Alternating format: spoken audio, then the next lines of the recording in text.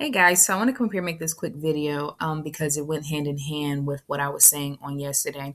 For those of you all who may have seen it, I posted a video about Israel actually being located on the African continent and how they're connected still on the same tectonic plate, which is the African tectonic plate, and that there's a lot of people out there that may tell you that the ancient Egyptians were white or Caucasian or even somewhat Asian people.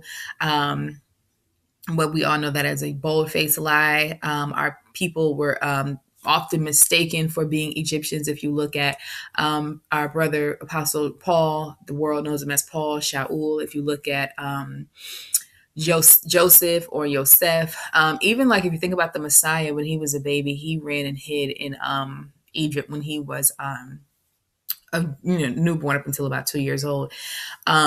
Because King Herod was trying to kill him. So we were often, and there's many others, I just can't think of them off the top of my head right now, but we were often mistaken for being Egyptian. Okay. And they are our brother. We, as Hebrews, come from the line of Shem, and Egyptians come from, Mitzrayim, the ancient Hebrew word for Egypt, or Egypt. They come from our brother or our uncle, Ham.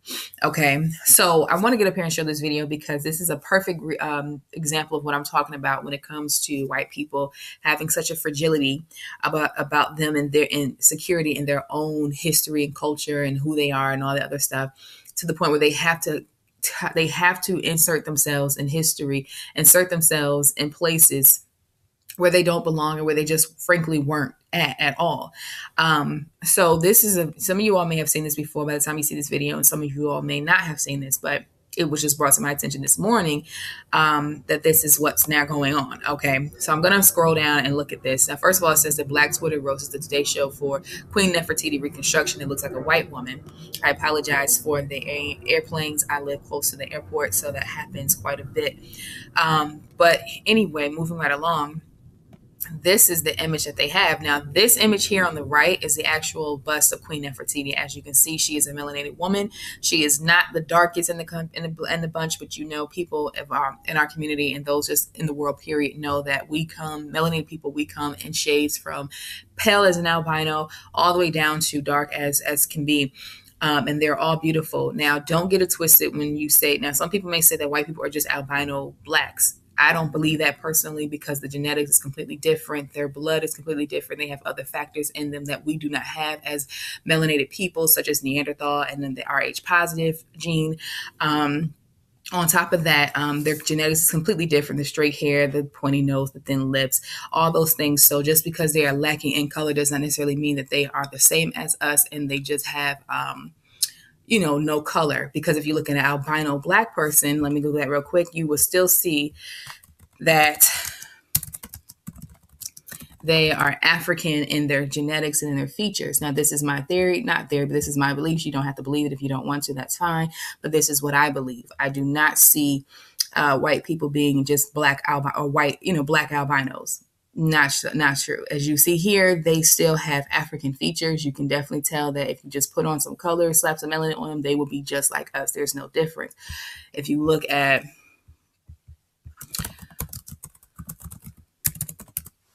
you can still see that they are completely opposite. This is this is albino Asian.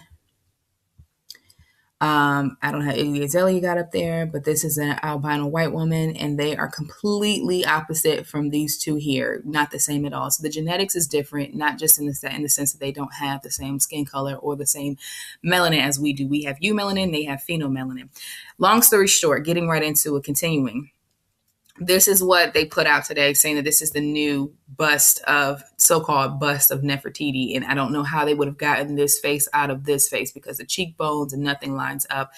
I don't understand how anybody would continue to push a lie that white people originated and lived in the African continent where the sun is the highest, because Africa is actually very close to the equator. It's almost equal, if I'm not mistaken, very equal to the line of the equator, which is the hottest point on the earth.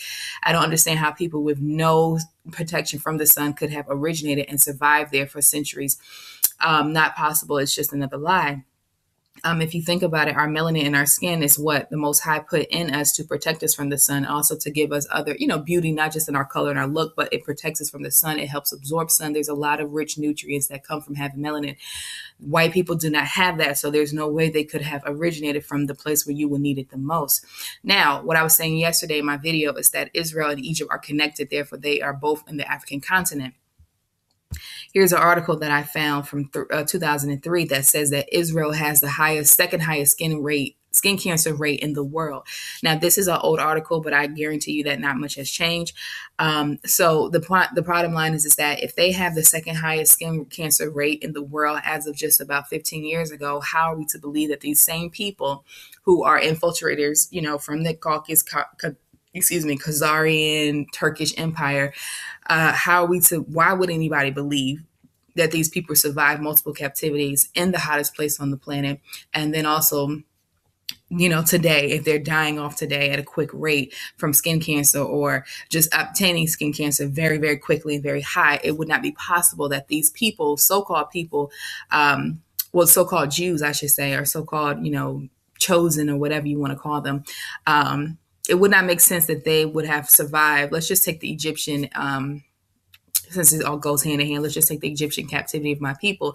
Let's just say that that it wasn't my people who are actually melanated and a lot darker than myself who were going through that captivity. Let's just say it was these white people whom the world, or most of the world, believes today to be the chosen people. How is it that they have the second highest skin cancer rate in the world in 2003, but yet we are to believe that they were in Egypt being worked to death by ancient Egyptians in the hot sun making bricks? If you look at the African American history of slavery in America, there were white slaves that were enslaved with us, poor people. They had not the same treatment as us. There were also Native American slaves, not the copper-colored, thick, bushy-haired, but those that came from the Bering Strait in Asia. They were also enslaved at some point in time too. They died out very quickly. They could not endure the heat, and therefore they had to, other scriptural prophecies came to pass as well. But therefore, that, long story short, that's how we end up getting over here, because melanin not only helps protect us from the skin, but it also infiltrates in all of our organs in our body, our brain, our heart, our muscles, all of that. It's genetically superior, not to be racist or put anybody down, but it is genetically superior, meaning that it provides us to be able to move better, like say basketball. We think differently. It's just a lot of different things that come with having melanin. Nobody, please get in your feelings. This is not to make anybody feel bad. It's just the truth. So my point of the matter is that I wanted to show that, once again, here we go. Like I said in my video, you will find people that try to always say that Egyptians or ancient Egyptians were white people. They were not. Now, for those of us who are old enough to remember, Michael Jackson did a video called Remember the Time years and years and years and years and years ago. I was a little girl. I was probably about 5 or 7 years old when this came out. And he had Iman play Nefertiti. Now, this is the most actual portrayal of Nefertiti that I have actually seen on a public Hollywood, so-called, public national stage. And if you think about it, Iman is Sudanese, and the ancient Egyptians in history, from what I've read and researched, they actually, or a portion of them, had actually fled down into Sudan at one point, and the time and another, I believe it was due to a famine or something like that. If I have my history correct, I haven't gone over that in years now, but they actually migrated to Sudan. And so this would actually be the actual portrayal of an ancient Egyptian. They would look like this. And if you look and compare her to the actual Nefertiti statue, she is almost an identical, exact replication of the Nefertiti that we see. I mean, even down to the hat is correct. And you see that they here put a snake up here. Interesting. But anyway, she would be an exact, almost, let's see if I can make this side-by-side comparison. She would be almost an exact replication of the actual Nefertiti. Let's see here. If you look at them side by side. So anyway, I wanted to get this video out quickly, and as you can see, my video is going to be cutting me off pretty soon, but I had to get this out as quickly as I could. So anyway, look at this before I go. As you can see, this and this are identical. This is some nonsense. I don't know where they got this from. They should put it back where they got it from. Anyway, I hope you all learned something and enjoy your day. Shalom.